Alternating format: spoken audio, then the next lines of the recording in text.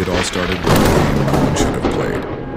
In the early months of 2012, deep within a forgotten corner of the internet, a link began circulating among university students in Lagos. No one knew who first shared it. No one remembers where it originated. It appeared suddenly, buried beneath threads of harmless student banter, movie recommendations, and exam complaints. The link carried no description, no thumbnail, no warnings, just a single word as its title: Mortis. Most scrolled past it, but a few didn't. They clicked. The first to download it was a 21-year-old computer science student named Chuka Nwosu. By all accounts, he was curious, quiet, fascinated by experimental code and forgotten technology. He thought Mortis was just another horror game, a digital maze, maybe a prank. But within days of installing it, Chuka's classmates began noticing changes. His sleep schedule collapsed. He skipped lectures. He stopped answering messages. And when he finally did return to class, his friends claimed he looked different. As if he hadn't just stayed up all night. As if he'd been somewhere else entirely. Mortis was said to connect you to the dead. That was the rumor. That was the joke. But by the time police entered Chuka's hostel room 3 weeks later, the joke was over. What they found wasn't a crime scene in the ordinary sense. The door had been locked from the inside, the curtains drawn, the laptop still humming faintly, the camera light on. One line kept repeating, endlessly, as if typed by invisible hands. Do you wish to continue? Authorities confiscated the laptop. The footage from its webcam was sealed evidence, but fragments of the recording, screenshots, corrupted audio, a few minutes of pixelated movement, somehow escaped. They surfaced years later on obscure online forums, reposted, analyzed, and dismissed as hoaxes. But the dates lined up. The missing students were real, and so was the name of the game. What happened that night has never been explained, yet the whispers persist. That Mortis wasn't a game at all. That it was something older, something that shouldn't have been coded, translated, or played.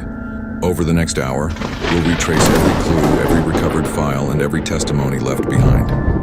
Because if Mortis truly could connect the living and the dead, then it wasn't a myth. It was a door, and someone opened it. Before it reached the university forums, before it was whispered about in dormitories and late-night chat rooms, Mortis existed elsewhere, in fragments, buried within an online community that had long been forgotten. In 2008, a small group of anonymous programmers met regularly on a web forum called Darkplex. On the surface, it appeared like any other technology board. Discussions about coding languages, early AI experiments, and encryption. But deep within its subthreads, there were posts that didn't quite fit. Hidden between code tutorials were discussions about ritual syntax, lines of programming written using symbols no recognized language used. They called it echo code. Members of Darkplex believed that certain sound frequencies and algorithmic patterns could interact with biological energy, or what they called residual presence. They weren't trying to make games. They were trying to simulate the voice of the dead. Most members disappeared from the forum after a few months, but one user remained active until 2011, someone who called themselves Last Door. Their posts were erratic, almost desperate. One of them read, "The line between memory and life is thinner than we thought. The signal responds now. I can hear it breathing." No one paid attention, not until the account went silent. The next post came from another user, claiming they had received a file from Last Door just before their disappearance. The file's name, mortis.exe. That's where the timeline begins. Every copy of the game since then can be traced back to that single upload. No one knows who Last Door was, but traces of their coding style, unique variable names, inverted structures, were later found embedded inside several paranormal chat apps and haunted website projects across the early 2010s. Some believed it was an elaborate art project. Others insisted it was part of a government AI experiment gone wrong. But one small detail made the legend harder to dismiss. A portion of Mortis code contained transcribed phrases written in Egba Yoruba, a dialect historically linked to funeral rites and ancestral invocation. In the game's source folder, a single text file was hidden. It contained only 5 words: to speak with them again. When investigators translated the rest of the code, they found the same phrase repeated hundreds of times in different sequences, as though it wasn't meant to be read, but heard. In those early years, only a handful of people claimed to have played the game. Most said it was a simple black screen with distorted whispers. Others described something more: faces forming in the pixels, voices reciting names of people they once knew but hadn't spoken of in years. Then came the first verified report. A university server log from Lagos recorded that in March 2012, 3 students downloaded a 300 megabyte file titled mortisjoshsetup.zip. Minutes later, the same IP address uploaded an encrypted audio file named response.mp3.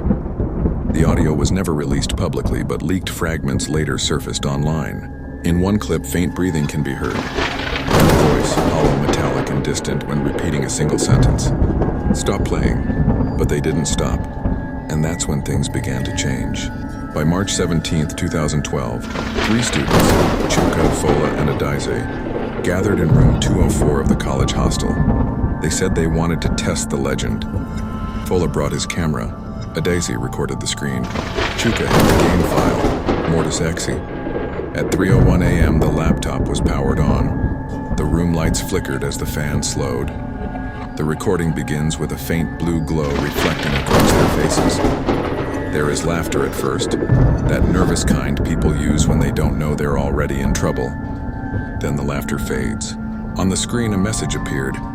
Play only if you are ready to listen to the ones you've lost. Beneath it, a single button, Start. Chuka hesitated, then clicked. The screen went black for 11 seconds. When the video returns, a faint static hiss fills the speakers. Lines of text begin to appear, almost like a chat interface, typing themselves one after another. Welcome, Chuka. Who would you like to hear from? Fola leans closer, whispering. It's pulling your name from the system, man. How does it know? There is no answer, only silence. Then a new line types out, slower this time, like something struggling to remember its own words. He still waits where you left him. None of them move. The text flickers, then erases itself. Chuka's breathing quickens. His brother had drowned 5 years earlier, something he rarely spoke of. The others didn't even know his name. That was the moment the laughter stopped for good. The next sequence in the recovered footage lasts just under 10 minutes, though timestamps suggest the players experienced almost 2 hours. Time inside the room seemed to stretch and fold in impossible ways. After the first message, the game displayed a new screen, a field of shifting static. Within it, faint human outlines seemed to form, moving in patterns too deliberate to be random. The students described hearing what they thought were voices under the noise, like recordings played backward. The rules began to appear one at a time. 1. Once you begin, you must finish. 2. Do not speak when spoken to. 3. If the lights go out, keep your eyes closed until the sound stops. 4. Never answer when the game asks who's behind you. Then the cursor blinked 3 times and typed, Ready? The group hesitated, whispering about stopping the recording, but Fola insisted they continue, that this was proof of concept, something real. At 3:29 a.m., Chuka typed, Yes. The camera catches Adaize turning toward the window as if something had moved outside, but there was no one there. A second later, the laptop fan shut off. The speakers emitted a deep, steady tone so low it made the glass vibrate, and from somewhere off camera, another voice, faint, childlike, whispered, Chuka. He froze, the others turned to him. Then from the laptop speakers, Do you wish to continue? Investigators would later note that the recording's final 7 minutes were technically impossible.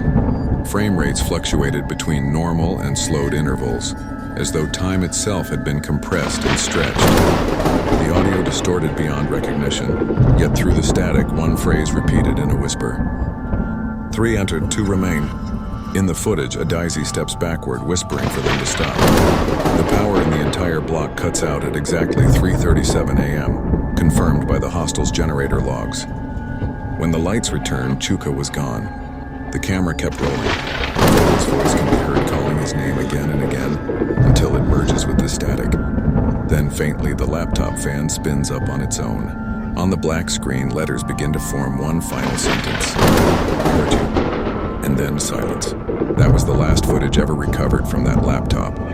The remaining 2 students left the hostel before sunrise and never returned to collect their belongings. Both would later give conflicting statements to police. One described a cold pressure behind his neck before blacking out. The other refused to speak about it at all.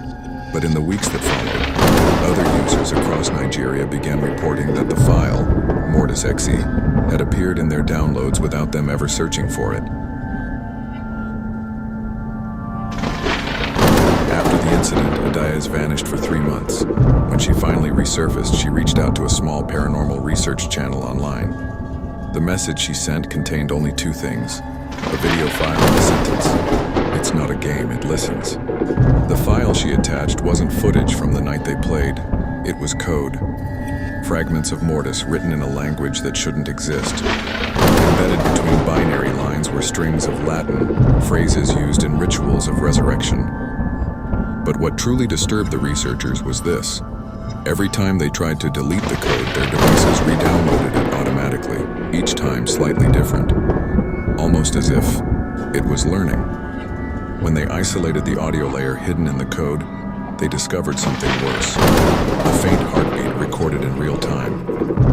Except, the heartbeat didn't match any of the original players. It belonged to someone else.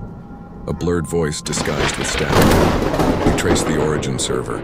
It wasn't hosted anywhere physical.